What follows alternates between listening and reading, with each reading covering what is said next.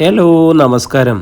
എല്ലാവർക്കും ജാഷി വയനാട് സ്റ്റോറീസിലേക്ക് ഹൃദയപൂർവ്വം സ്വാഗതം. കേൾക്കൂ കേൾക്കൂ കേട്ടുകൊണ്ടേയിരിക്കൂ.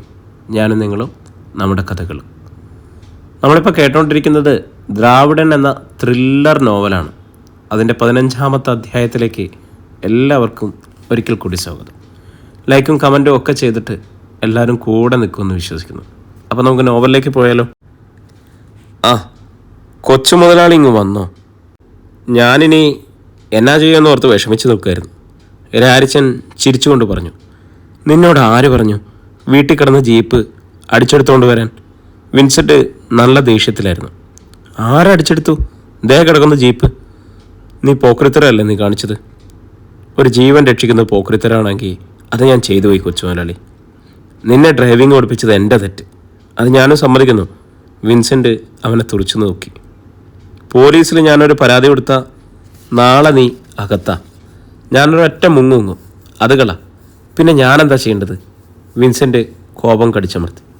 വെറുതെ വിട്ടേക്ക്, അതാ നല്ലത്. വിൻസെൻ്റ് പോക്കറ്റിൽ നിന്നും സിഗരറ്റ് പാക്കറ്റ് എടുത്തു. ഒരു സിഗരറ്റ് എടുത്ത് ചുണ്ടുകൾക്കിടയിൽ തിരുകി. പാൻറ്റിൻ്റെ പോക്കറ്റിൽ നിന്നും ലൈറ്റ് എടുത്തപ്പോൾ പേഴ്സ് താഴെ വീണു. രാരിച്ചൻ പെട്ടെന്നത് കുനിഞ്ഞെടുത്തു. നീർക്കോലി തവളയെ വിഴുങ്ങിയ പോലെ തടിച്ചു വീർത്തിരിക്കുന്നല്ലോ. ഇതിനകത്ത് എന്താ കൊച്ചു മുതലാളി, കാശാണോ? അതിങ്ങോട്ട് താ. വിൻസെൻ്റ് കൈ നീട്ടി. രാരിച്ചൻ പിന്നോട്ട് മാറി. ഞാനൊന്ന് കാണട്ടേന്ന്. പേഴ്സിൻ്റെ സിബ് അവൻ വലിച്ചു തുറന്നു. അതിനുള്ളിൽ അടുക്കി ഒടുക്കി വെച്ച 100 രൂപ കെട്ടുകൾ. ജീവൻ രക്ഷിക്കാനുള്ള മരുന്ന് മേടിക്കാൻ കാശില്ലാതെ ഇവിടെ ഓരോരുത്തർ വിഷമിക്കുമ്പോൾ എന്താ ഇതിനകത്ത് നോട്ടുകൾ ഇരുന്നിട്ട് പൂപ്പൽ പിടിക്കുന്നു. രാരിച്ചൻ പേഴ്സിൻ്റെ ഒരറയിൽ കണ്ട നോട്ടുകളെല്ലാം വലിച്ചെടുത്ത് പേഴ്സ് വിൻസെൻ്റിൻ്റെ നേർക്ക് നീട്ടി. കൊച്ചുമുതലാളി ഇപ്പോൾ വന്നത് ഏതായാലും നന്നായി, ഇല്ലെങ്കിൽ തെണ്ടിപ്പോയനെ. നീ ആ പൈസ പേഴ്സിലോട്ട് വയ്ക്ക്, ചുമ്മാ കളിക്കാതെ. എനിക്ക് വേണ്ടിയിട്ടല്ല കൊച്ചുമുതലാളി, യോഹന്നാന് മരുന്ന് വാങ്ങാനാ. 1-2 ആഴ്ച ആശുപത്രി കിടക്കേണ്ടി വരും. അതിന് ചിലവില്ലേ? കൂടെ ഒരാൾ നിൽക്കേണ്ടി വരും. അതിന് രൂപ വേണ്ടേ? അവസാനം ആശുപത്രി ബില്ല് തീർക്കണ്ടേ? ആ പാവം പിടിച്ച കൂലിപ്പണിക്കാരൻ അതിനൊക്കെ എങ്ങനെ കാശുണ്ടാക്കും? രാരിച്ച, വിളച്ചിലെടുക്കരുത്, നിന്നെ ഞാൻ വെറുതെ വിടില്ല. വിൻസെൻ്റ് കുപിതനായി ശബ്ദമുയർത്തി. അവിടെ നിന്ന ആളുകൾ ശ്രദ്ധിക്കാൻ തുടങ്ങി. ആശുപത്രിയുടെ 2 സെക്യൂരിറ്റി ഗാർഡുകൾ അങ്ങോട്ട് വന്നു. രാരിച്ച, മര്യാദയ്ക്ക് ആ രൂപ ഇങ്ങതാ. വിൻസെൻ്റ് രാരിച്ചൻ്റെ കയ്യിൽ കയറി പിടിച്ചു. രാരിച്ചനൊന്ന് കയറി. ഈ കാശ് ഞാൻ തരില്ല, 3 തരാം. പിന്നെയും പിടിവലിയായി. ആളുകൾ അടുത്തുകൂടി. വലിയ മുതലാളിയല്ലേ, കാശും തന്ന് പുറകെ പറഞ്ഞു വിട്ടത് ഇവിടെ കൊണ്ടുവന്ന് തരാൻ? എന്നെ പറ്റിക്കാൻ നോക്കല്ലേ? പപ്പ രൂപ തന്നു വിട്ടുന്നോ? പിന്നല്ലാതെ, തങ്കപ്പെട്ട മനുഷ്യനല്ലേ. എടാ, എന്താ പ്രശ്നം? സെക്യൂരിറ്റി ഗാർഡ് ചോദിച്ചു. രാരിച്ചൻ അത് ശ്രദ്ധിക്കാതെ പറഞ്ഞു, എന്നാ പറഞ്ഞാലും വലിയ മുതലാളി ആശുപത്രി ചെലവിന് തന്നുവിട്ട കാശ് ചുമ്മാ ധാരാളിച്ച് കളയാനൊന്നും ഞാൻ സമ്മതിക്കില്ല. മോനെ, തിരികെ ചെല്ലുമ്പോൾ ഞാനാ സമാധാനം പറയേണ്ടത്, കണക്ക് ബോധിപ്പിക്കേണ്ടത്. രാരിച്ചൻ അവിടെ കൂടിയവരെ നോക്കിയിട്ട് പറഞ്ഞു. ഒരുത്തൻ ഇവിടെ ചാകാറായി കിടക്കുന്നു, മരുന്നിന് തന്നുവിട്ട കാശിപ്പോൾ വെള്ളം അടിക്കാൻ കൊടുക്കണമെന്ന് ഒരു മനസാക്ഷി വേണ്ടേ? ആളുകൾ അമർഷത്തോടെ വിൻസെൻ്റ് നോക്കി. രാരിച്ചൻ ഓട്ടോ ഡ്രൈവറുടെ അടുത്ത് നിന്നു. ഞാൻ പറഞ്ഞില്ലടോ, താൻ പേടിക്കണ്ട, കാശ് വരുന്നു. റിപ്പയറിങ്ങിന് എത്രയായി? പെയിൻറ്റും പോയി, തകടും പൊളിഞ്ഞു, പാച്ചുവർക്കും വരും, എല്ലാം കൂടി. പണിയൊക്കെ എനിക്കറിയാം, ഞാനും ഓട്ടോ ഒട്ടിക്കൊണ്ട് നടന്നതാ. അത് കഴിഞ്ഞാൽ ജീപ്പിലോട്ട് കയറിയത്. ഇക്കൂട്ടത്തിൽ എൻജിൻ പണിയും കൂടെ നടത്താനാണ് പ്ലാനെങ്കിൽ അതിലങ്ങ് മനസ്സിലിരിക്കട്ടെ. പറഞ്ഞാൽ കുറയും വേണ്ട, കൂടുകയും വേണ്ട. ഒരു 400 രൂപ. 300 ഇരിക്കട്ടെ, പിന്നെ മറ്റേ 350, മൊത്തം 650. എന്നാ 50 രൂപയും കൂടെ പിടിച്ചോ, വെയിറ്റിംഗ് ചാർജ്. ഓട്ടോ ഡ്രൈവർ രൂപ എണ്ണി നോക്കി തൃപ്തനായി. അനന്തരം ഓട്ടോയിൽ കയറി സ്റ്റാർട്ട് ചെയ്തു. രാരിച്ചൻ അയാളുടെ തോളിൽ തട്ടി. പഞ്ഞത്തരം പറയുമെങ്കിലും നല്ല മനുഷ്യനാ കേട്ടോ, പൊക്കോ. അയാൾ പോയി. രാരിച്ചൻ വിൻസെൻ്റിൻ്റെ അരികെ വന്നു. വിൻസെൻ്റ് കോപവും അമർഷവും അടക്കി ഇരുണ്ട മുഖത്തോടെ നിൽക്കുകയാണ്. ജീപ്പിൻ്റെ സ്വിച്ച് കീ അവൻ കൈനീട്ടി. രാരിച്ചൻ പോക്കറ്റിൽ നിന്നും താക്കോലെടുത്ത് കൊടുത്തു. ജീപ്പും മോട്ടോർ സൈക്കിളും കൂടെ ഒന്നിച്ചെങ്ങനെയാണ് ഓടിച്ചുകൊണ്ട് പോകുന്നത്? രാരിച്ചൻ ചോദിച്ചു. എന്നെ ഇതുകൂടി ഓടിപ്പിക്കാൻ പഠിപ്പിച്ചിരുന്നെങ്കിൽ ഞാനങ്ങ് കൊണ്ടുവന്നേനെ. നിന്നെ ഞാൻ പഠിപ്പിക്കുന്നുണ്ടാ, നീ അങ്ങോട്ട് വന്നേക്ക്, അവിടെ വെച്ച് കാണാം. കടപ്പല്ല് ഞെരിച്ച് അത്രയും പറഞ്ഞിട്ട് വിൻസെൻ്റ് ജീപ്പിൽ കയറി. അധ്യായം 26. ഫിലിപ്പോസ് മുതലാളി ചിന്താക്കുഴപ്പത്തിൽപ്പെട്ട് ഒഴിയുന്ന മകൻ്റെ മുഖത്തേക്ക് തന്നെ നോക്കി. ഇനി ആലോചിക്കാനൊന്നുമില്ല, അവനെ അങ്ങ് പിരിച്ചുവിട്ടേക്ക്, അതാ നല്ലത്.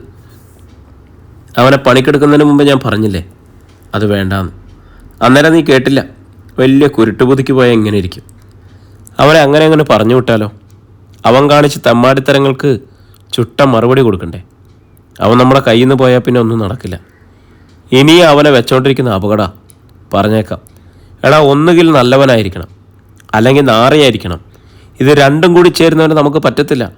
വിൻസെൻ്റ് ചിന്താധീനനായിരുന്നു. അവന് നമ്മളെ പേടിയില്ല. അതാണ് ഒന്നാമത്തെ പ്രശ്നം. പോലീസിനെയും കള്ളനെയും പേടിയില്ല, കൊല്ലാനും പേടിയില്ല, ചാകാനും പേടിയില്ല. അങ്ങനത്തെ അവനെ സൂക്ഷിക്കണം. രൂപ പോയത് പോട്ടേന്ന് വെക്കി. രൂപ മാത്രമല്ല പപ്പ, പിന്നെ എൻ്റെ ഒരു റിവോൾവർ അവൻ്റെ കയ്യിലാണ്. ഫിലിപ്പോസ് അന്താളിച്ചു. അതങ്ങനെ പറ്റിയടാ? അവൻ കാണാൻ മേടിച്ചതാ, തന്നില്ല. നീ എന്താടായി പറയുന്നത്? നീ ചോദിച്ചല്ലേ? ചോദിച്ചിട്ട് തരണ്ടേ? അവൻ്റെ കയ്യിലായിപ്പോയി. നീ എന്നിട്ട് ഇതുവരെ പറയാതിരുന്നത് എന്താ? സൂത്രത്തിൽ എങ്ങനെയെങ്കിലും മേടിച്ചെടുക്കാമെന്ന് വിചാരിച്ചു. ഇനിയിപ്പോൾ പത്തി വിരിച്ചു നിൽക്കുന്ന മൂർഖം പാപ്പനെ സൂക്ഷിക്കുന്നത് പോലെ അവനെ സൂക്ഷിക്കണമല്ലോടാ. ഞാൻ സൂക്ഷിച്ചാൽ നിൽക്കുന്നത്. നീ മാത്രം സൂക്ഷിച്ചാൽ മതിയോ? ബാക്കിയുള്ളവരോടും കൂടി പറയണ്ടായിരുന്നോ? ഞാനിതൊന്നും അറിയാതെയാണല്ലോ തമ്പുരാനെ അവനോട് പലപ്പോഴും തട്ടിക്കരുത്. അങ്ങനെ പേടിക്കേണ്ട കാര്യമൊന്നുമില്ല. ഫിലിപ്പോസ് മുതലാളി ചിന്താക്കുഴപ്പത്തിലായി. ഇതിപ്പോൾ ശരിക്കും വേലിയിലിരുന്ന പാമ്പിനെടുത്ത് തോളത്ത് വെച്ച പോലെയല്ലടാ. പപ്പ വിഷമിക്കണ്ട. നമുക്ക് തൽക്കാലം അനങ്ങാതിരുന്നാൽ മതി. പറ്റിയ ഒരു അവസരം കിട്ടുമ്പോൾ അവനെ തട്ടിയേക്കാം. ചതിപ്രയോഗം മതി. അത് നല്ലതാ. ഇനി അവനെയും കൊണ്ട് ഗുണമൊന്നും ഉണ്ടാകാൻ നോക്കണ്ട. ജിജി മുറിയിലേക്ക് വന്നതോടെ അവരുടെ സംഭാഷണം നിലച്ചു. പാലക്കര കുരിശുമൂട് കവലയിൽ 4 ആൾ കൂടുമ്പോഴൊക്കെ രാരിച്ചനായിരുന്നു സംഭാഷണ വിഷയം. അറിഞ്ഞില്ലേ? കേൾക്കേണ്ട കേൾവിയാ. ആ യോഹന്നാൻ പാമ്പ് കടിച്ച് ചായേണ്ടതായിരുന്നു. രാരിച്ചൻ ഒറ്റ ഒരുത്തൻ്റെ ചങ്കൂറ്റം കൊണ്ടാണ് രക്ഷപ്പെട്ടത്. നേര് എസ്തപ്പാൻ പറയുന്നത് കേൾക്കണം. യോഹന്നാൻ വിഷം കയറി കരിനീലം പിടിച്ച് ഫിലിപ്പോസിൻ്റെ മുറ്റത്ത് കിടക്കാം. തള്ളയും മക്കളും കരഞ്ഞു പറഞ്ഞിട്ടും മുതലാളി ജീപ്പ് കൊടുത്തില്ല. രാരിച്ചൻ ഒരൊറ്റ അലർച്ച, എടുത്തോണ്ട് വാ ജീപ്പിൻ്റെ താക്കോലെന്ന്. അയാളുടെ മോള് മുള്ളിക്കൊണ്ട താക്കോലെടുത്തോണ്ട് വന്നു കൊടുത്ത്. പിന്നെ ഒരു മരണപ്പാച്ചിലായിരുന്നു. റോഡിൽ കൂടെ ഒന്നല്ല വണ്ടി ഓടുന്നത്, ഏതിലാണെന്ന് കാണാൻ പോലും മേലെ. അത്ര സ്പീഡാ. വീല് 4 നിലത്ത് മുട്ടുന്നുണ്ടോ എന്ന് ചോദിച്ചാൽ മുട്ടുന്നുണ്ട്. എതിരെ വരുന്ന വണ്ടിക്കാരൊക്കെ വണ്ടി സൈഡ് ഒതുക്കി നിർത്തി അന്തം വിട്ട് നോക്കുമ്പോഴേക്കും കാണാനില്ല ജീപ്പ്. അങ്ങ് പോയി കഴിഞ്ഞിരുന്നു. കുത്തിത്തിരിഞ്ഞ് വളവൊക്കെ ഒരൊറ്റ ചവിട്ടും വെട്ടിത്തിരിക്കലുവാ. തിരിഞ്ഞു നോക്കിയാൽ വളവ് കാണാനില്ല, ഒത്തിരി പിറകില്ല. കേൾക്കുന്നവർക്ക് വീണ്ടും വീണ്ടും കേൾക്കാൻ ഹരമാണ്. 5 മിനിറ്റ് താമസിച്ചു വരുന്നെങ്കിൽ നമ്മുടെ യോഹന്നാൻ പിന്നെ വെറും ശവമാണ്. പുറകെ ചെന്ന് വിൻസെൻറ്റിൻ്റെ പോക്കറ്റിൽ നിന്ന് കാശ് മുഴുവൻ എടുത്തിട്ട് ഒരു 15 രൂപ തിരിച്ചു കൊടുത്തു. എന്നിട്ട് പറഞ്ഞു, വഴിച്ചെലവിനിരിക്കട്ടെ മോൻ പൊയ്ക്കോന്ന്. ആശുപത്രി ചെലവും കഴിഞ്ഞ് വല്ലതും ബാക്കിയുണ്ടെങ്കിൽ അങ്ങോട്ട് വന്ന് കണക്ക് ബോധിപ്പിച്ചോളാന്ന്. ഫിലിപ്പോസ് മുതലാളിയോട് കോഡ് ചോദിക്കാൻ ഒറ്റ ഒരുത്തന്നെ ഈ പാലക്കരയിലുള്ളൂ. അത് രാരിച്ചനാ. വാസ്തവം പൊടിപ്പാറ വക്കം പോലും ഇത്തിരി തലകുലിക്കുമായിരുന്നു. ആണാടാ ഈ രാരിച്ചൻ. ഡബിൾ ചങ്കാവന്. ഇപ്പോൾ മനസ്സിലായോ? നമുക്കൊരാപത്ത് വരുമ്പോൾ അവൻ കൂടെ ഉണ്ടെങ്കിൽ പിന്നെ ഒന്നും പേടിക്കണ്ട. അവനെ തല്ലാനും കൊല്ലാനും ഒക്കെ എൻ്റെ കൈയും പൊങ്ങിയല്ലോ എന്ന് ഓർത്തിട്ട് എല്ല് പൊളിക്കുന്നു. വെള്ളരിങ്ങാട്ട് വാവച്ചൻ പറഞ്ഞു. രാരിച്ചനെ പറ്റിയുള്ള വിവരണങ്ങളിൽ പൊടിപ്പും തെങ്ങലും കലർത്തുന്നതിൽ ആളുകൾ മത്സരിച്ചു. ഓരോരുത്തരും തങ്ങൾക്കിഷ്ടമുള്ള വിധം അതിശയവും ആദരവും വീര ആരാധനയും കൂട്ടിക്കലർത്തി രാരിച്ചനെ ഒരു ധീരനായകനാക്കി. റോഡരികെ ചേർത്ത് ജീപ്പ് നിർത്തിയിട്ട് ജിജി ഇറങ്ങി. 4 പാടും നോക്കി. കുറച്ചകലെ നിന്ന് വിറക് കെട്ടുകളും ചുമന്ന് ഏതാനും പണിക്കാരി പെണ്ണുങ്ങൾ വരുന്നത് കണ്ടു. അവർ ജീപ്പിനടുത്തപ്പോൾ ജിജി ചോദിച്ചു, രാരിച്ചൻ്റെ വീട് എവിടെ? പണിക്കാരി പെണ്ണുങ്ങൾ അത്ഭുതത്തോടെ അവളെ നോക്കി. പൊടിപ്പാറ വക്കൻ്റെ മകൻ്റെയോ? അതെ, ദേ ആ കാണുന്ന ഇടവഴി കൂടെ കുറച്ചങ്ങ് പോയാൽ മതി. അവർ ചൂണ്ടിക്കാണിച്ച വഴിയിലൂടെ അവൾ നടന്നു. വെള്ള കളിമണ്ണ് തേച്ച ചെറിയൊരു വീട്. മുറ്റത്ത് വലിയൊരു വിറക് മുട്ടിയിട്ട് കോടാലി കൊണ്ട് കൊത്തിക്കീറുന്ന രാരിച്ചൻ. തടിയിൽ ആഞ്ഞുകുത്തുന്ന രാരിച്ചൻ അവളെ കണ്ടതേയില്ല. ജിജി എളിക്ക് കൈകുത്തി അല്പനേരം ആ കാഴ്ച കണ്ടു നിന്നു. അവൻ്റെ വേർപ്പിൽ കുളിച്ച ബലിഷ്ഠമായ ശരീരം വെയിലേറ്റ് തിളങ്ങി. അഭ്യാസി! രാരിച്ചൻ തലയുയർത്തി. ജിജിയെ കണ്ട് അതിശയിച്ച്. ഇയാളെന്താ എക്സസൈസ് ചെയ്യുക? ഞങ്ങളെപ്പോലുള്ളവർക്ക് അടുപ്പിൽ തീ കൂട്ടണമെങ്കിൽ ഇങ്ങനത്തെ ചില എക്സസൈസൊക്കെ വേണ്ടി വരും. അവൻ ചിരിച്ചു. ഫിലിപ്പോസിൻ്റെ ചക്കരമോളെന്താ ജീപ്പ് കയറാത്ത വഴി കൂടെയൊക്കെ? ഇയാളേത് മാളത്തിൽ ഒളിച്ചിരിക്കുകയാണെന്ന് നോക്കാമെന്നതാ. എന്നാൽ കയറി വന്നോട്ടെ. രാരിച്ചൻ വരാന്തയിൽ കയറി പഴയ കസേര നീക്കിയിട്ട് കൊടുത്തു. ഈ ശപ്രമഞ്ചത്തിലോട്ട് ഇരുന്നാട്ടെ. ജിജി ഇരുന്നു. വീട്ടുവരാന്തയിൽ ഒരു പെൻസുരം കെട്ട് ത്രേസ്യാമ്മയും മോളിയും എത്തി നോക്കി. ഫിലിപ്പോസ് മുതലാളിയെ കണ്ട് അവർ അത്ഭുത സ്തംഭരായി. ജിജി അവരെ നോക്കി പുഞ്ചിരിച്ചു. പതുങ്ങി നിൽക്കാതെ ഇങ്ങോട്ട് ഇറങ്ങി വന്നേ. അഭ്യാസിയുടെ അമ്മയും പെങ്ങന്മാരും ഞാനൊന്ന് കാണട്ടെ. അവർ സങ്കോചത്തോടെ തിണ്ണയിലേക്ക് നിരങ്ങി നിന്നു. ഇതെൻ്റെ മോളി ചേച്ചി, ഇത് ജിൻസി മോള്. അമ്മയെ പരിചയപ്പെടുത്തണ്ടല്ലോ. പോരാ, ഒരാളെ കൂടി കാണാനുണ്ട്. ട്രീസ, ത്രേസ്യാമ്മ വിളിച്ചു. പക്ഷേ ട്രീസ ഇറങ്ങി വന്നില്ല. അവൾക്ക് നല്ല സുഖമില്ലാണ്ടിരിക്കുക, ത്രേസ്യാമ്മ പറഞ്ഞു. എന്നാൽ ഞാൻ അങ്ങോട്ട് ഇന്ന് കാണാം. ജിജി എഴുന്നേറ്റു. എവിടെയാ? ത്രേസ്യാമ്മ വാതിൽ കാട്ടിക്കൊടുത്തു. മൂലകളിൽ ഇരുട്ട് തങ്ങി നിൽക്കുന്ന മുറിയിലേക്ക് ജിജി കടന്നു നിന്നു. പഴയൊരു കട്ടിലിൽ ട്രീസ ഇരിക്കുന്നുണ്ടായിരുന്നു. അവൾ ജിജിയെ കണ്ട് എഴുന്നേറ്റ് നിന്നു. മുറിയിലെ മങ്ങിയ വെളിച്ചവുമായി പൊരുത്തപ്പെടാൻ ജിജി അല്പം സമയമെടുത്തു. അപ്പോൾ ട്രീസയെ ശരിക്കും കാണാമെന്നായി. ട്രീസ അല്ലേ? ജിജി അരികിൽ വന്ന് ചോദിച്ചു. ട്രീസ തലയാട്ടി. ജിജി അവളുടെ വിളർത്ത മുഖത്തേക്കും വീർത്തു വരുന്ന ഉത്തരത്തിലേക്ക് നോക്കി. രാരിച്ചൻ പറഞ്ഞ് പേരറിയാം. പേര് മാത്രമല്ല. ജിജി അർദ്ധോക്തിയിൽ നിർത്തി. ട്രീസ തലകുനിച്ചു. I appreciate you. വേറൊന്നിനുമല്ല, ട്രീസയുടെ ഡിറ്റർമിനേഷൻ. രാരിച്ചനെ പോലെ ഒരാങ്ങളെയുള്ളപ്പോൾ എന്തിനാ ഇങ്ങനെ ഇരുട്ടത്തൊക്കെ ഒളിച്ചിരിക്കുന്നത്? നല്ല പകൽ വെളിച്ചത്തിലോട്ട് ഇറങ്ങി നടക്കണം. ജിജി അവളുടെ ചുമലിൽ മുതുവായി തട്ടി. പിന്നെ തിരിച്ച് വരാന്തയിലേക്ക് പോയി. കുടിക്കാൻ എന്തെങ്കിലും? കട്ടൻ കാപ്പിയേ ഉള്ളൂ, ത്രേസ്യാമ്മ സങ്കോചത്തോടെ പറഞ്ഞു. ഒന്നും വേണ്ട. വീട്ടിൽ കയറി വന്നിട്ട് ഒന്നും തരാനില്ലല്ലോ എന്ന് ഓർക്കുമ്പോൾ അതിനൊരു ഗ്ലാസ് വെള്ളം തന്നേക്ക്. ജിൻസി വെള്ളമെടുത്ത് കൊണ്ടുവന്ന് കൊടുത്തു. ഈ കൊച്ചു പഠിക്കാനൊന്നും പോകുന്നില്ലേ? പഠിച്ചുകൊണ്ടിരുന്നതാ. ഓരോ പ്രയാസങ്ങൾ വന്നപ്പോൾ നിർത്തി. ഇപ്പോൾ പ്രയാസങ്ങളൊക്കെ തീർന്നില്ലേ? ഈ വർഷം ഇങ്ങനെ പോട്ടേന്ന് വെച്ച്, ത്രേസ്യാമ്മ പറഞ്ഞു. ജിജി ഗ്ലാസ്സിലെ വെള്ളം കുടിച്ചു തീർത്തു. ഗ്ലാസ് വാങ്ങാനായി ത്രേസ്യാമ്മ കൈനീട്ടി. ജിജി ആ കാരം ഗ്രഹിച്ചുകൊണ്ട് അവരുടെ മുഖത്തേക്ക് നോക്കി. ഒരു നിഷ്ഠൂരൻ്റെ ജീവിതത്തോട് ഇടവകലർന്ന് ഞെരിഞ്ഞു പോയെങ്കിലും നഷ്ടനൈശ്വര്യങ്ങളുടെയും കുലീനതകളുടെയും രജതരേഖകൾ ഇനിയും ബാക്കി നിൽക്കുന്ന മുഖം. സ്നേഹവാത്സല്യങ്ങൾ വിളംബരം ചെയ്യുന്ന അമ്മയുടെ മുഖം. എനിക്കൊരമ്മയില്ല, ഇതുപോലൊരു മുഖം മാത്രമേ മനസ്സിലുള്ളൂ, പതിഞ്ഞ സ്വരത്തിൽ അവൾ പറഞ്ഞു. ത്രേസ്യാമ്മയുടെ കണ്ണിൽ നനവൂറി. മോളെ എന്നൊരു വിളി ഹൃദയത്തിൽ ഉയർന്നതാണ്. ഒരു കണക്കിന് ഇല്ലാഞ്ഞത് നന്നായി. ജീവിച്ചിരുന്നെങ്കിൽ എൻ്റെ അമ്മയ്ക്ക് ഇതിനേക്കാൾ ദുഃഖിക്കേണ്ടി വന്നേനെ. ജിജിയുടെ സ്വരം പിന്നെയും നേർത്തു. ത്രേസ്യാമ്മ അവളുടെ വിരലുകളിൽ മുറുകെ പിടിക്കുക മാത്രം ചെയ്തു. എന്നാലും അമ്മയുണ്ടായിരുന്നെങ്കിലെന്ന് ഞാൻ ഒരുപാട് ആശിച്ചിട്ടുണ്ട്. സാരമില്ലല്ലേ, എല്ലാവർക്കും എല്ലാ ഭാഗ്യങ്ങളും കിട്ടില്ലല്ലോ. ജിജി ഗ്ലാസ് തിരികെ കൊടുത്തു. എന്നാൽ ഞാൻ ഇറങ്ങുന്നു. ഇതിലേ പോയപ്പോൾ വെറുതെ കയറിയെന്നേ ഉള്ളൂ. രാരിച്ചൻ്റെ അമ്മയും പെങ്ങന്മാരെയും ഒന്ന് കാണാമല്ലോ എന്ന് കരുതി. ജിജി പോകാനിറങ്ങി. മുറ്റത്ത് തിരിഞ്ഞു നിന്നിട്ട് അവൾ ത്രേസ്യാമ്മയോട് പറഞ്ഞു. അല്പം കൂടി സൂക്ഷിച്ചും കണ്ടും പെരുമാറിക്കൊള്ളാൻ പൊന്നുമോനോട് പറയണം. ഇത്തിരി ഓവർ സ്മാർട്ടാവുന്നുണ്ട്. പേടിക്കാൻ ആരുമില്ലെന്നാ വിചാരം. അവൾ നടന്നു തുടങ്ങി. രാരിച്ചൻ കൂടെ ചെന്നു. ആ ചേച്ചി കൊള്ളാം അല്ലേ അമ്മേ? ആ ഫിലിപ്പോസ് മുതലാളിയുടെ മകളാണെന്ന് തോന്നുകയില്ല, ജിൻസി അടക്കിയ സ്വരത്തിൽ പറഞ്ഞു.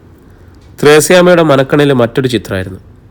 ചങ്ങനാശ്ശേരിയിലെ അന്തസ്സും ആഭിജാത്യമുള്ള ഒരു തറവാട്. അവിടെ സമ്പന്നതയിലും സൗഖ്യത്തിലും മുഴുകി വളരുന്ന ഒരു പെൺകിടാവ്. അവളും ഇവളും തമ്മിൽ കാലത്തിൻ്റെ വിടവ് മാത്രം.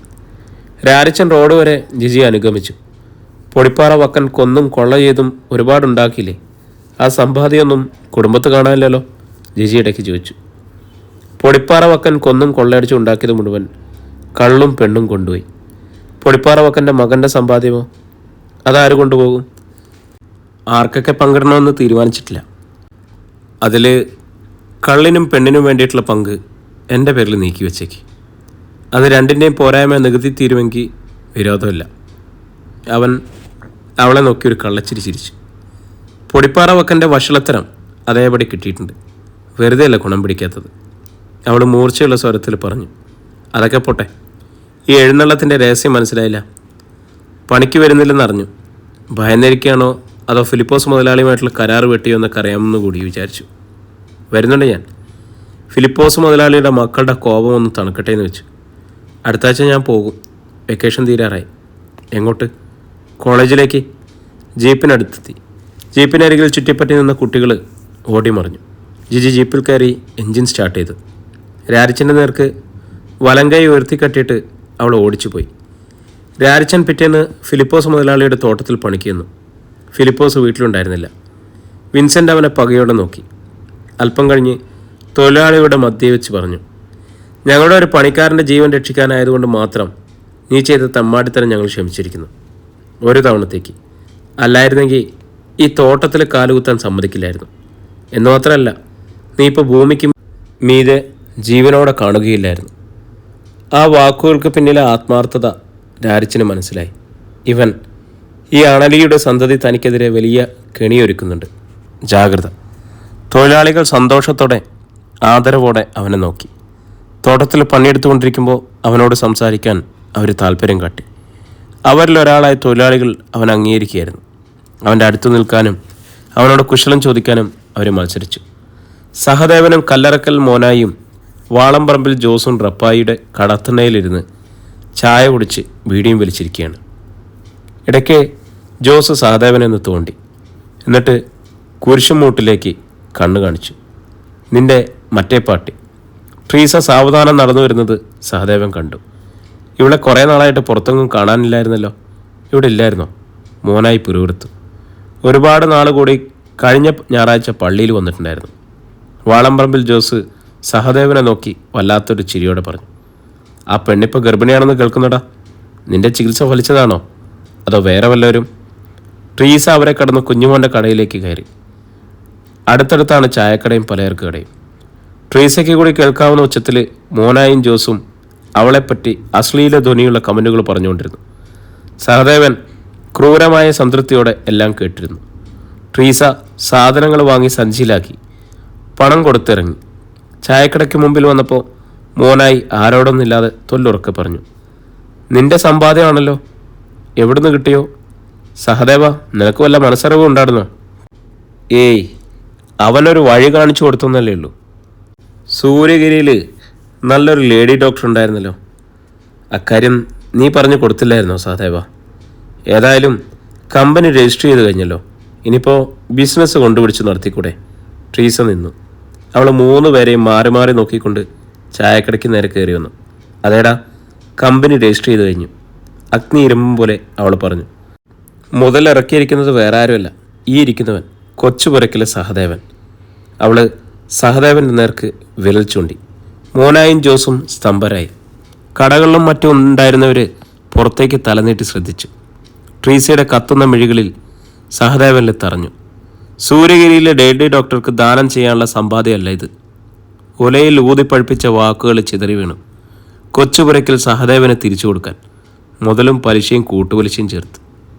കുരിശുമൂട് കവലയിൽ കരിയിലെ അനങ്ങിയാൽ കേൾക്കാവുന്ന നിശബ്ദത. ട്രീസ തിരിഞ്ഞു. ദൃഢമായ കാൽവയ്പ്പുകളോടെ അവൾ നടന്നുപോയി. അധ്യായം 27. ചാറ്റൽ മഴയത്ത് കൂടി ഓടി ജിജി ഗോഡൌണിൽ ചെന്നു കയറി. ലോറികൾക്ക് കൂടി കയറാൻ പാകത്തിൽ ഗേറ്റിൻ്റെ അത്രയും വലിപ്പമുള്ള അതിൻ്റെ വാതിൽ ഒരു പാളി തുറന്നു കിടക്കുകയാണ്. ജിജി അകത്ത് കിടന്നു. ആരാത്? വിശാലമായ ഗോഡൌണിൻ്റെ ഒരു ഭാഗത്തു നിന്നും ചോദ്യമായിരുന്നു. ജിജി വളച്ചാക്കുകളുടെ അട്ടിക്കിടയിലൂടെ നടന്നു. വീഞ്ഞപ്പെട്ടികളും വീപ്പകളും അടുക്കി വെച്ചിരുന്ന ഭാഗത്തുകൂടി ഗോഡൌണിൻ്റെ അങ്ങേയറ്റത്തെത്തി. അവിടെ കച്ചിക്കൂമ്പാരങ്ങൾക്കിടയിൽ ഒരു പലകയ്ക്ക് മുന്നിൽ ചമ്രം പടിഞ്ഞിരിക്കുകയാണ് രാരിച്ചൻ. അഭ്യാസി എന്താ, കവടി നിർത്തുകയാണോ? ജിജി ചോദിച്ചു. രാരിച്ചൻ മുമ്പിലുള്ള വീഞ്ഞപ്പലകയ്ക്ക് മുമ്പിൽ മീതെ പച്ചമാങ്ങ മുറിച്ച് കഷ്ണങ്ങളാക്കി വെച്ചിരിക്കുന്നു. ഉപ്പുപൊടിയും ഉള്ളിക്കഷ്ണങ്ങളും മുളക് കഷ്ണങ്ങളും കടലാസിൽ. ഒരു മാങ്ങാ കഷ്ണം എടുത്ത് ഉപ്പുപൊടിയിൽ മുക്കി മുളക് മുറിച്ചതും ഒരു ഉള്ളിക്കഷ്ണവും ചേർത്ത് വായിലിട്ട് ചവച്ച് അവൻ നെരിയുന്നത് പോലെ ശബ്ദം പുറപ്പെടുവിച്ചു. ആഹാ, ഉഗ്രൻ! ഇതെന്താ പച്ചമാങ്ങിയോ? ഇത് ഗർഭിണി പെണ്ണുങ്ങളുടെ സ്പെഷ്യലല്ലേ? പെണ്ണുങ്ങളെ ഗർഭിണിയാക്കാൻ കഴിവുള്ള ആണുങ്ങൾക്കും കൊള്ളായത്, രാരിച്ചൻ ചിരിച്ചുകൊണ്ട് പറഞ്ഞു. ഛേ, ഇതാണ് ഞാൻ വല്ല നിവൃത്തിയുണ്ടെങ്കിൽ ഇയാളുടെ അടുത്ത് മിണ്ടാൻ വരാത്തത്. ആര് പറഞ്ഞു വരണമെന്ന്? ജിജി രാരിച്ചൻ്റെ അരികെ വൈക്കോലിനും ഇതായിരുന്നു. വീട്ടിൽ ഒറ്റയ്ക്കിരുന്ന് ബോറടിച്ചു. ഇയാൾ മാത്രമേ ഉള്ളൂ ഇവിടെ. ഞാനിവിടെ തനിച്ചുള്ളെന്ന് അറിഞ്ഞുകൊണ്ട് വന്നല്ലേ. കിണ്ണിക്കാൻ വേണ്ടിയിട്ട്? സത്യം പറ. ജിജി കള്ളത്തരം കണ്ടുപിടിക്കപ്പെട്ടതുപോലെ പരിങ്ങി. ഇയാളിവിടെ ഉണ്ടെന്ന് എനിക്കറിയാമായിരുന്നു. എന്താ ഇവിടെ പരിപാടി? മാങ്ങ തെറ്റിയോ? എന്ത് പരിപാടിക്കും ഞാൻ റെഡിയാ. വേണോ ഒരു കഷ്ണം? എനിക്ക് വേണ്ട പുളി. എവിടുന്ന് സംഘടിപ്പിച്ച ഉള്ളിയും മുളകും? ആ, ഉള്ളിയും മുളകും ഒക്കെ കണ്ടാൽ തിരിച്ചറിയാല്ലേ. കൊച്ചമ്മറാണിക്ക്. അറിയാം, ജീപ്പിലൊരു ലോഡ് വരാണ്ട്, അതിറക്കാൻ എന്നെ ഏൽപ്പിച്ചിരിക്കുക. നിങ്ങളുടെ മാവേന്ന് പറിച്ച മാങ്ങയാ. ഉള്ളിയും മുളകും ഉപ്പും ആശാരിമാർ താമസിക്കുന്ന ഷെഡിൽ നിന്ന് സംഘടിപ്പിച്ചു. വെറുതെ ഇരിക്കുമ്പോൾ ഒരു നേരം പോക്ക്. അവനൊരു കഷ്ണം മാങ്ങ എടുത്ത് വായിലിട്ടുകൊണ്ട് ചോദിച്ചു, കോളേജിലേക്ക് പോവുകയാണെന്ന് പറഞ്ഞിട്ട് പോയില്ലേ? നാളെ. പിന്നെ എന്നാ തിരിച്ചുവരവ്? അടുത്ത വെക്കേഷന്. ഞാനന്ന് വാങ്ങിത്തന്ന വേഷമൊന്നും രാരിച്ചൻ ഇതുവരെ ഇട്ട് കണ്ടില്ലല്ലോ. സൂക്ഷിച്ചു വെച്ചിരിക്കുക. എന്നെപ്പോലത്തെ പാവങ്ങൾക്ക് ആ വേഷമൊക്കെ ഇണങ്ങോ? പിന്നെ ഇണങ്ങാതെ. രാജാ ഹിന്ദുസ്ഥാനിലെ അമീർ ഖാന് രാരിച്ചനെ പോലെ ഒരു പാവപ്പെട്ടവനാ. എന്നാലും നല്ല ചെത്തു വേഷത്തിൽ അയാളുടെ നടപ്പ്. അയാൾക്കെന്താ പണി? Driver cum guide. ഇതുപോലൊരു ഹില്ലി ഏരിയയിലായിരുന്നു അയാളും താമസിക്കുന്നത്. എന്നിട്ട് അവിടെ ഒരു പണക്കാരി പെണ്ണ് വരും, കരീഷ്മ കപൂർ. എന്തോന്ന് കപൂറാ? ഒന്നുകൂടി പറഞ്ഞ്. കരീഷ്മ കപൂർ. മനുഷ്യ സ്ത്രീ തന്നെ. അവൻ്റെ മുഖത്ത് സംശയഭാവം കണ്ട് ജിജി പൊട്ടിച്ചിരിച്ചു. പിന്നില്ലാതെ, കുരങ്ങാണോ? എന്നിട്ട് കരീഷ്മയും അമീർ ഖാനും തമ്മിൽ ആദ്യമൊക്കെ ഭയങ്കര വഴക്കായിരുന്നു. ആഹാ. പിന്നെ അവർ തമ്മിൽ ഇണങ്ങി. അത് പിന്നെ പ്രേമായി. ഒടുവിലത് കല്യാണത്തിലെത്തി. ആഹാ, അത് കൊള്ളാമല്ലോ. ആ പരിപാടി നമുക്കൊന്ന് പരീക്ഷിച്ച് നോക്കരുതോ? ജിജി പൊട്ടിച്ചിരിച്ചു. അഭ്യാസിയുടെ പൂതി മനസ്സിലിരുന്നാൽ മതി, പുറത്താരോടും പറയല്ലേ. അല്ല, ഇത് തമ്മിൽ എന്താ വ്യത്യാസം? അമീർ ഖാൻ പാവപ്പെട്ടവൻ, ഞാനും പാവപ്പെട്ടവൻ. കരീഷ്മ കപൂർ പണക്കാരി, ജിജിയും പണക്കാരി. ആദ്യം അവർ തമ്മിൽ വഴക്ക്, നമ്മളും വഴക്ക്. പിന്നെ അവർ തമ്മിൽ ഇണക്കം, നമ്മളും ഇണങ്ങി. ഇനി പ്രേമിക്കാലോ, കല്യാണം കഴിക്കലോ ആകാലോ. ജിജിക്ക് ചിരിയടക്കാനായില്ല. പൊന്നുമോനെ, വേറൊരു വലിയ വ്യത്യാസമുണ്ട്. അത് സിനിമയാണ്. അതിന് 20 രൂപയുടെ ചിലവേ ഉള്ളൂ. 2 മണിക്കൂർ കൊണ്ട് പരിപാടി തീരും. ഇതെങ്ങനെയല്ല, ജീവിതം നായ നക്കിപ്പോകും. രാരിച്ചൻ മ്ലാനവദനായിരുന്നു. ജിജി അയാളുടെ കണ്ണുകളിലേക്ക് നോക്കി. ഇയാൾ സീരിയസ് ആയിട്ട് പറഞ്ഞതാ? ഏയ്, അങ്ങനെ തോന്നിയോ? ജിജി അല്പനേരം മിണ്ടാതിരുന്നു. എന്നിട്ട് പറഞ്ഞു, സത്യം പറഞ്ഞാൽ ഞാനൊന്ന് ആലോചിച്ചതാ, ഇയാളെ കയറി അങ്ങ് പ്രേമിച്ചാലൊന്ന്. പിന്നെ ആലോചിച്ചപ്പോൾ മനസ്സിലായി ഗുണമില്ലെന്ന്. ഗുണമില്ലെന്നോ? ഞാനേ നല്ലപോലെ സുഖിച്ച് ജീവിച്ചോളാം. ഒരു വിഷമം ഇതുവരെ അറിഞ്ഞിട്ടില്ല. എൻ്റെ സങ്കല്പത്തിലെ ഭർത്താവ് കോസ്മോപൊളിറ്റൻ സിറ്റിയിലെ ഒരു 3 നില മാളികയുണ്ട്, 4 കാർ പോർച്ച്. ഒന്നിൽ മേഴ്സിഡൻസ് ബെൻസ്, അടുത്തതിൽ ഒപ്പാൽ ആസ്ട്രേ, അടുത്തതിൽ BMW, അവസാനത്തേൽ ഫോർഡ് എസ്കോട്ട്. വീട്ടിനുള്ളിൽ ഇഷ്ടം പോലെ സെർവൻസ്. എന്താവശ്യത്തിനും ഒന്ന് വിരൽ ഞൊടിച്ചാൽ മതി. 3-ാമത്തെ നിലയിൽ ഒരു air conditions 60mm mini theatre. ലോകത്തെ ഏറ്റവും പുതിയ ഡിസൈനിലുള്ള ഫാഷൻ ഡിസൈനിലെ ഡ്രസ് ആൻഡ് ജുവൽസ്. രാജകുമാരിയെ പോലെ ജീവിക്കണം എനിക്ക്. അതേസമയം രാരിച്ചനെ പ്രേമിച്ച് കല്യാണം കഴിച്ചാലേ ഈ മലമൂട്ടിൽ ഒരു പൊളിഞ്ഞ വീട്ടിൽ കിണറ്റുവെള്ളവും കരിങ്കലവും പുകയെടുപ്പൊക്കെ ആയിട്ട് ഓർക്കുമ്പോൾ ശ്വാസം മുട്ടും. രാരിച്ചൻ്റെ നോട്ടത്തിന് മൂർച്ചയേറി. പരിഹസിക്കുകയാണ് ഇവള്, അതോ നേരം പോക്ക് പറയുകയോ? ചില ഹിന്ദി സിനിമയൊക്കെ ഞാൻ കണ്ടിട്ടുണ്ട്. പണക്കാരി പെണ്ണ് പാവപ്പെട്ടവനെ സ്നേഹിച്ച് കല്യാണം കഴിച്ചിട്ട് അനുഭവിക്കുന്ന കഷ്ടപ്പാടുകൾ. രാരിച്ചൻ ഹിന്ദി സിനിമ കണ്ടിട്ടുണ്ടോ? ഇല്ല. തമിഴ്? ഇല്ല. Any movies? ഒരു മലയാളം പടം കണ്ടിട്ടുണ്ട്, ഒരെണ്ണം. പൊടിപ്പാറ വക്കൻ്റെ മകന് ഈ മലമൂട്ടിലെ പാവപ്പെട്ടവനെ അടിച്ചമർത്തപ്പെട്ടവനെ പോലെ ജീവിക്കാൻ അത്രേ സാധിച്ചുള്ളൂ. ഏത് സിനിമയാ? സേതുബന്ധനം. കേട്ടിട്ടില്ലല്ലോ ആ പേര്. കളറോ ബ്ലാക്ക് ആൻഡ് വൈറ്റോ? അതൊന്നും എനിക്കറിയത്തില്ല. ആളുകളുടെ രൂപം ശരിക്കും തെളിഞ്ഞ് കാണാമായിരുന്നു. ജിജിക്ക് വീണ്ടും ചിരിപൊട്ടി. ആരാ അതിൽ അഭിനയിച്ചിരുന്നത്? നസീറും ജയഭാരതിയും. ജിജി വീണ്ടും പൊട്ടിച്ചിരിച്ചു. എന്താ അതിൻ്റെ കഥ? കഥയ്ക്ക് മാറ്റമൊന്നുമില്ല, മനുഷ്യൻ്റെ കഥയല്ലേ. ഒരു പാവപ്പെട്ടവൻ പണക്കാരിയെ സ്നേഹിക്കുന്നു. അതുപോലെ തന്നെ വഴക്കിലാണ് തുടക്കം. മുൻവൈരാഗ്യം തീർക്കാൻ വേണ്ടിയിട്ട് ജയഭാരതി നസീറിനെ വിളിച്ച് സൂത്രത്തിൽ കാറിൽ കയറ്റി അകലെ ഒരിടത്ത് കൊണ്ടുപോയി ഇറക്കി. ഇനി നടന്നു പോന്നോളാം പറഞ്ഞിട്ട് കാറുമായിട്ട് തിരിച്ചു വന്നു. നസീറിന് അപ്പോഴാ ചതി മനസ്സിലായല്ലോ. രാത്രി സമയം പുള്ളിക്കാരൻ പതുങ്ങി നടന്നു വരുമ്പോൾ വഴിയിൽ ജയഭാരതിയുടെ കാറ് കേടായി കിടക്കുന്നുണ്ട്. നസീർ തിരിഞ്ഞു നോക്കാതെ പോകാനൊരുങ്ങിയപ്പോൾ ജയഭാരതി തന്നെ രാത്രിയിലൂടെ ഒറ്റക്കിട്ടിട്ട് പോകലേ എന്ന് പറഞ്ഞ് കൊഞ്ചി. അതുപോലെ വൈക്കോലൊക്കെ കൂട്ടിയിട്ട് ഒരു വയൽക്കരയാണ്. ജിജി ചിരിയോടെയും ജിജ്ഞാസയോടെയും അവനെ നോക്കി. രാരിച്ചൻ അവൾക്ക് അഭിമുഖമായി തിരിഞ്ഞു. പിന്നെ ഒരു പാട്ടാണ്. മുൻകോപക്കാരി എന്നാണ് ആരംഭം. പാട്ടിനിടയ്ക്ക് തന്നെ ജയഭാരതി നസീറുമായിട്ടിണങ്ങും. എന്നിട്ട് അവളുടെ അഴകിട്ട പുഞ്ചിരിയിലേക്കും തിളക്കമേറിയ നയനങ്ങളിലേക്കും കവളത്ത നുണക്കുഴിയിലേക്കും അവൻ ഒറ്റുനോക്കി. പാട്ട് തീരുമ്പം നസീർ ജയഭാരതിയെ കെട്ടിപ്പിടിച്ച് താണു വരുന്ന മുഖത്തേക്ക് അവൾ ഉൾക്കിടലത്തോടെ നോക്കി. അവളുടെ ഇരു ചെവിക്കും മീതെ അവൻ്റെ കൈത്തലം അമർന്നു. മുഖത്തേക്ക് താണു വരുന്ന അവൻ്റെ ചുണ്ടുകൾ ഒരാവരണം പോലെ തൻ്റെ മുഖത്തെ പൊതിയുന്നത് അവൻ്റെ മുഖം. പച്ചമാങ്ങയുടെ പുളിരസം, ഉള്ളിയുടെ മണവും മുളകിൻ്റെ എരിവും. നിമിഷങ്ങൾക്ക് ശേഷമേ അവൾക്കതിൽ നിന്ന് മോചനമുണ്ടായുള്ളൂ. അവനെ തള്ളി മാറ്റി അവൾ കുതറിപ്പിടഞ്ഞെഴുന്നേറ്റു. അവൻ്റെ നേർക്ക് വിരൽ ചൂണ്ടി അവൾ ചീറി. You you devil! രാരിച്ചൻ എഴുന്നേറ്റ് അവൾ ഭയന്ന് പിന്നോക്കം മാറി. I hate you, I hate. അവൾ അട്ടിയിട്ട് വളച്ചാക്കുകൾക്കിടയിലൂടെ ഓടിമറഞ്ഞു. പ്രഭാതം. അപ്പോഴും മഴ ചാറിക്കൊണ്ടിരുന്നു. ജിജി ബാഗും പെട്ടിയെല്ലാം എടുത്ത് ജീപ്പിൽ വെച്ചു. പയസ് അവളെ സഹായിച്ചു. തൊഴിലാളികൾ ജോലിക്കെത്തി തുടങ്ങിയിരുന്നു. വിൻസെൻ്റ് രാരിച്ചനെ വിളിച്ച് മാറ്റി നിർത്തി. ജിജിയെ നീ സൂര്യഗിരിയിൽ കൊണ്ടുപോയി വിടണം. 8:30 അവൾക്ക് പോകേണ്ട ബസ്. ഇനി 1 മണിക്കൂറേ ഉള്ളൂ. രാരിച്ചൻ തലയാട്ടി. പിന്നെ തിരിച്ചു വരുമ്പോൾ റാവത്തരുടെ കടയിൽ നിന്ന് 10 പാട്ടം മണ്ണെണ്ണ എടുത്തുകൊണ്ട് പോരണം. ശരി. ജിജി പോകാനൊരുങ്ങി. പോട്ടെ പപ്പ. ആ, എഴുത്തിട്ടേക്കണം, മറക്കരുത്. ഓ. അവൾ വന്ന് ജീപ്പിൽ കയറി. രാരിച്ചൻ ജീപ്പ് സ്റ്റാർട്ട് ചെയ്തു. അത് പതുക്കെ നീങ്ങി. റോഡിലിറങ്ങിയ ശേഷം രാരിച്ചൻ വേഗത എടുത്തു. ഇടയ്ക്ക് ജിജി ഒന്ന് പാളി നോക്കി. മുഖം കടന്നൽ കുറ്റേറ്റതുപോലെ രാരിച്ചനൊന്ന് മുരടനക്കി. ഇന്നലെ ഒരു കയ്യബദ്ധം പറ്റി, അവൻ ക്ഷമാപണം പോലെ പറഞ്ഞു. അന്നേരത്തെ നിൻ്റെ ഇരിപ്പും നിൻ്റെ കണ്ണും ചുണ്ടും കവളും ഒക്കെ കണ്ടപ്പോൾ ഒരു കൊതി തോന്നി. പിന്നെ എൻ്റെ ദാരിദ്ര്യത്തെ നീ കളിയാക്കിയതിൽ ചെറിയൊരു വാശിയുണ്ടായിരുന്നെന്ന് കരുതിക്കും. ആ പോട്ടെ, വിട്ടുകള. എന്നോട് സംസാരിക്കരുത്, അവൾ ഗർവോടെ പറഞ്ഞു. ഇന്നലെ രാരിച്ചൻ വളരെ മോശമായിട്ട് പെരുമാറിയത്. അതല്ലേ ഇപ്പോൾ പറഞ്ഞത്? പറയണ്ട, എനിക്കത് ഇഷ്ടപ്പെട്ടില്ല. രാരിച്ചൻ ദേഷ്യം പിടിച്ചു. നിനക്കിഷ്ടപ്പെട്ടില്ലെങ്കിൽ എനിക്ക് പുല്ല, പോ. എൻ്റെ പപ്പയോടോ ചേട്ടനോടോ ഞാനൊരു വാക്ക് പറഞ്ഞിരുന്നെങ്കിൽ അവൾ അർദ്ധോക്തിയിൽ നിർത്തി. അവരെ ഒലത്തിയാനെ. ഇപ്പോൾ ഇയാൾ ഭൂമിക്ക് മീതെ ജീവനോടെ കാണത്തില്ലായിരുന്നു. അത്രയേ ഉള്ളൂ. വളരെ നന്ദി, എൻ്റെ ജീവൻ രക്ഷിച്ചല്ലോ. മുമ്പൊരിക്കൽ ഞാൻ നിൻ്റെ ജീവൻ രക്ഷിച്ചതിന് കടം വീട്ടി. പൊടിപ്പാറ വക്കൻ്റെ മകനായിട്ട് ജനിച്ച ഒരുത്തനിൽ നിന്നും ഇതിലപ്പുറം ഒന്നും പ്രതീക്ഷിക്കാനില്ല. ഞാൻ പിന്നെ ആരുടെ മകനായിട്ട് ജനിക്കണമായിരുന്നടി? രാരിച്ചൻ പൊട്ടിത്തെറിച്ചു. ഫിലിപ്പോസ് മുതലാളിയുടെ മകനായിട്ടോ? എന്നാൽ പിന്നെ അങ്ങനെ ഒരു വരം തരാൻ മേലായിരുന്നു. അയാളാണെങ്കിൽ സൽസ്വഭാവി, സത്യസന്ധൻ, നീതിമാൻ, ധർമ്മിഷ്ഠൻ, വിശുദ്ധൻ. ജിജിയൊന്നും മിണ്ടിയില്ല. ജീപ്പ് ഓടിക്കൊണ്ടിരുന്നു. മലമ്പള്ളങ്ങളിലൂടെ മൂടൽമഞ്ഞ് അടിഞ്ഞു കിടക്കുന്നു. വിജനമായ പുൽമേടുകളും താഴ്വാരങ്ങളും. ജീപ്പിനുള്ളിൽ 2 പേരും മൗനമായിരുന്നു. ജീപ്പ് സൂര്യഗിരിയിലെത്തി. ബസ് സ്റ്റേഷനിൽ രാരിച്ചൻ ജീപ്പ് നിർത്തി. ജിജി ഇറങ്ങി. എൻ്റെ പെട്ടിയൊക്കെ ഒന്ന് എടുത്തു തരണം, എനിക്ക് മനസ്സില്ല.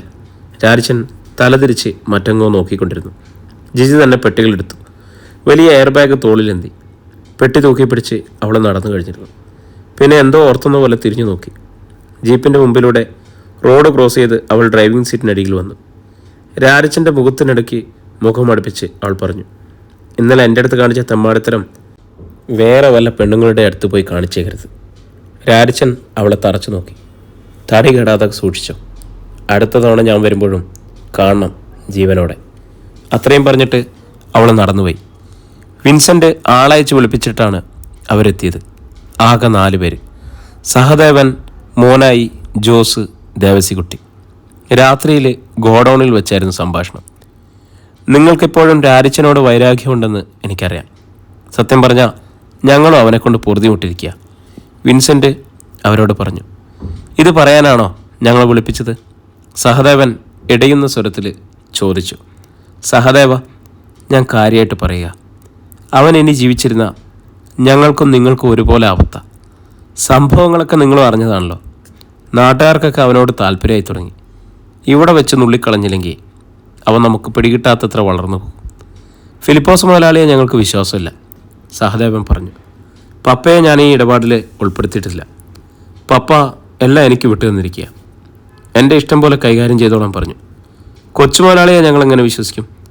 വിശ്വസിക്കണം. നിങ്ങൾക്കറിയാത്തൊരു കാര്യമുണ്ട്. എൻ്റെ ഒരു റിവോൾവർ അവൻ്റെ കയ്യിലുണ്ട്. ബലമായിട്ട് തട്ടിയെടുത്തതാ. അത് കയ്യിലിരിക്കുന്നിടത്തോളം കാലം അവൻ അപകടകാരിയാണ്. വാസ്തവത്തിൽ ഞങ്ങളൊക്കെ അവനെ ഭയന്നാണ് കഴിഞ്ഞുവിടുന്നത്. സഹദേവൻ കൂട്ടുകാരെ നോക്കി. അവരുടെ മുഖത്തും അമ്പരപ്പ്. നിറതോക്കാണോ? ദേവസിക്കുട്ടി ചോദിച്ചു. പിന്നല്ലാതെ 6 വെടി തീരും. ഞങ്ങൾ എന്ത് ചെയ്യണമെന്നാ കൊച്ചുമുതലാളി പറയുന്നത്? സഹദേവൻ ചോദിച്ചു. അവനെ തട്ടിക്കളയണം. 5-6 പേര് നോക്കിയാലൊന്നും പറ്റുന്ന കാര്യമല്ലത്. ചതയിൽ വേണം കൊല്ലാൻ. നല്ല തടിമിടുക്കുള്ള 5 മല്ലന്മാരെ ഞാൻ സംഘടിപ്പിച്ചു തരാം. ഇവിടെങ്ങും ഉള്ളവരല്ല, പാറ്റിത്തെളിഞ്ഞ റൗഡികളാണ്. അവനെ അടിച്ചു നിലംപരിശാക്കി നിങ്ങളുടെ കാൽച്ചോട്ടിൽ ഇട്ടു തരും. കൊല്ലുന്നത് നിങ്ങളായിക്കൊള്ളണം. സഹദേവനും കൂട്ടുകാരും പരസ്പരം നോക്കി. അവൻ്റെ ജീവൻ എടുക്കുന്നത് ഞാനായിക്കൊള്ളാം, അതിൻ്റെ പേരിൽ കഴുമരം കയറേണ്ടി വന്നാലും, സഹദേവൻ പറഞ്ഞു. പ്രിയരെ, എല്ലാവരും നല്ല ഇൻട്രസ്റ്റിൽ കേൾക്കായിരുന്നു എന്ന് എനിക്കറിയാം. അപ്പം ഇതിൻ്റെ അടുത്ത ഭാഗമായിട്ട് നാളെ കണ്ടുമുട്ടിയാലോ? ഒത്തിരി സന്തോഷത്തോടെ നിങ്ങളുടെ സ്വന്തം ജാഷി വയനാട്.